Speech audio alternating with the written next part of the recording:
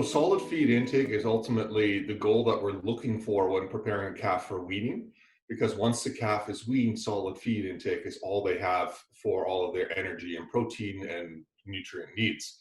So in terms of development, why the solid feed intake is so important is because it's very closely linked to rumen development.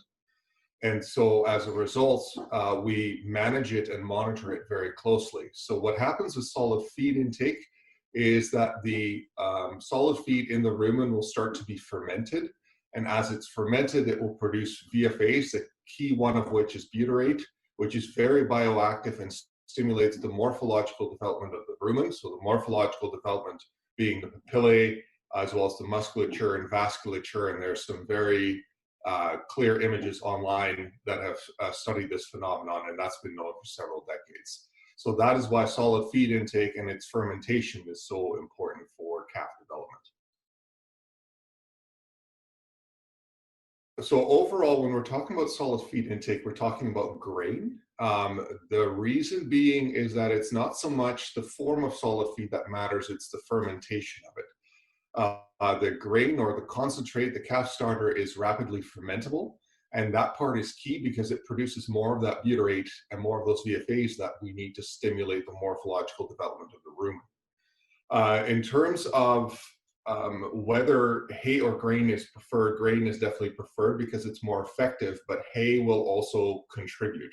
It will be much, much slower than grain. So if we're looking to wean calves in a matter of weeks instead of a matter of months, then grain is definitely going to be a key part of that equation in order to prepare the calf adequately for that transition. My recommendation tends to be to have both hay as well as starter present for the calves. There's some research showing that cows respond very positively to having new feed delivered in front of them. That's what stimulates them to eat. And that is published research. Anecdotally, I've seen similar behavior in calves, and I'm sure you have as well on farm, where if you put that fresh calf starter in front of the calf, they'll immediately go towards it and start eating. So that fresh calf starter is key. If you start having a lot of saliva in it or a lot of contamination, I would strongly recommend you just throw out the calf starter and give it fresh calf starter, because the growth of the calf is worth more than the potential savings of a few dollars of reusing half a kilo of calf starter. So in terms of tools available, the automation has been a huge advantage for both liquid feed and solid feed. The principal reason being is that it allows us to manage feed provision, but also allows us to divide feed into more and smaller meals to more mimic what happens in nature. And so that's really advantageous if you have automated feeders. In terms of group housing, there's a lot of very interesting and compelling research showing that even pair housing is very beneficial in terms of behavior development and intake development and health. And so if you can manage larger groups, that's great. If you feel uncomfortable with it, even pair housing has very considerable benefits over individual housing. So that's definitely something to consider on your farm. In terms of other solid feed program technologies, if you have scales, I would just start using them. If you have the same bucket, you know how much they weigh, then when your calves are getting close to weaning, it's going to be easy just to put one of those buckets on the scale and just get a rough idea of how much calf starter they're eating. To stimulate the starter intake, make sure they have ad libitum free access to water. And that's not the water in milk or milk replacer. It is just pure water in a bucket or in a line, whatever your situation is and whatever your setup is.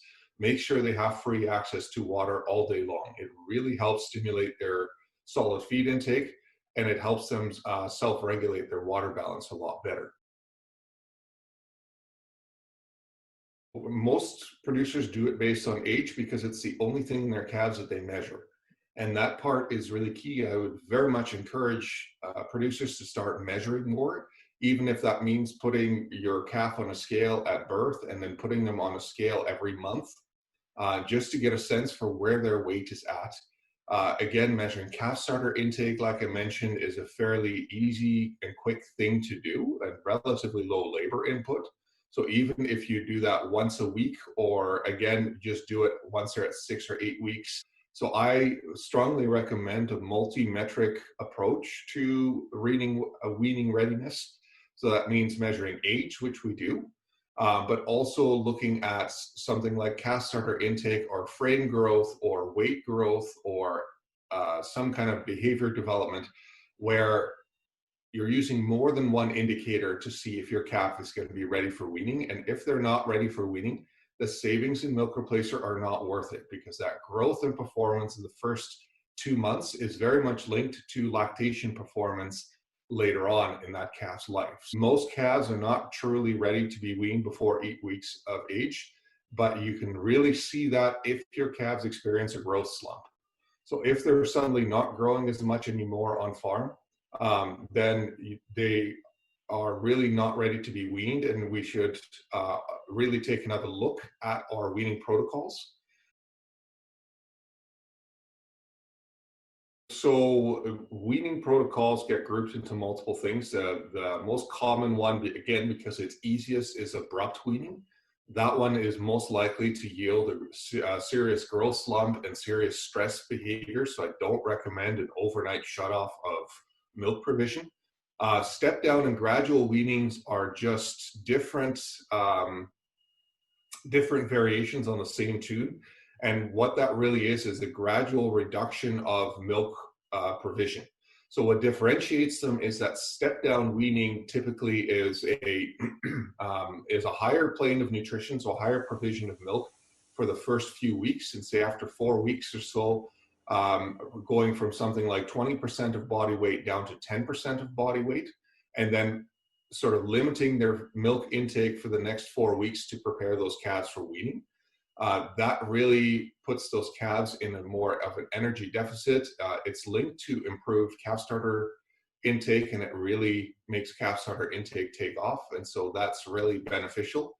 The downside is that the growth from milk replacer our milk, whatever you're feeding on farm, is really going to be reduced as a result. And so that is a serious trade-off we make. So if you're using step down, I would recommend you push it back, the step down, as far as you can. The gradual weaning is once the weaning time has come and you're going into the final steps to completely remove the milk.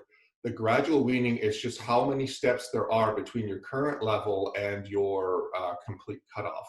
So overall, the more steps there are, the better the calf is going to be at adapting to it. So if you do a gradual weaning, which I strongly recommend, the benefits really start to happen and start to be observed once your weaning protocol lasts at least 10 days.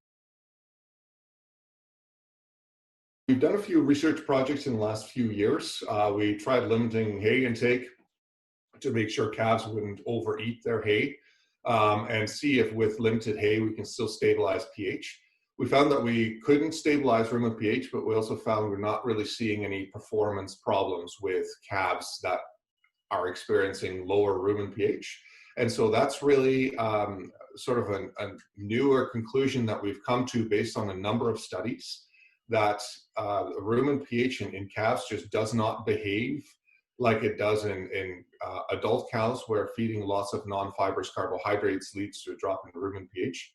We're also finding that low rumen pH in calves doesn't necessarily affect calf performance. And so that's been really key across a number of studies. And the other thing that we've looked at and are looking at more recently is supplementation in solid feed. So we're about to start a project looking at probiotics, a probiotic strain from a commercial vendor and in calf starter. We've looked at a commercial form of butyrate in calf starter as well, and found that there was a dramatic increase in calf starter intake, so about 33%. And all we did was feed it during a 2-week weaning transition, nothing before and nothing after. And it increased the calf starter intake by about 33% even after we stopped feeding it. So that was pretty exciting about the ability to really make a difference in that weaning transition. In terms of how it all impacts producers, what my research program overall does is improve that transition from pre-ruminant to ruminant so that those calves are more successful once they're weaned. So that means more intake, more growth, and then ultimately down the line, more milk production in their first lactation. So that is very much where my research is situated and where my research has the most impact.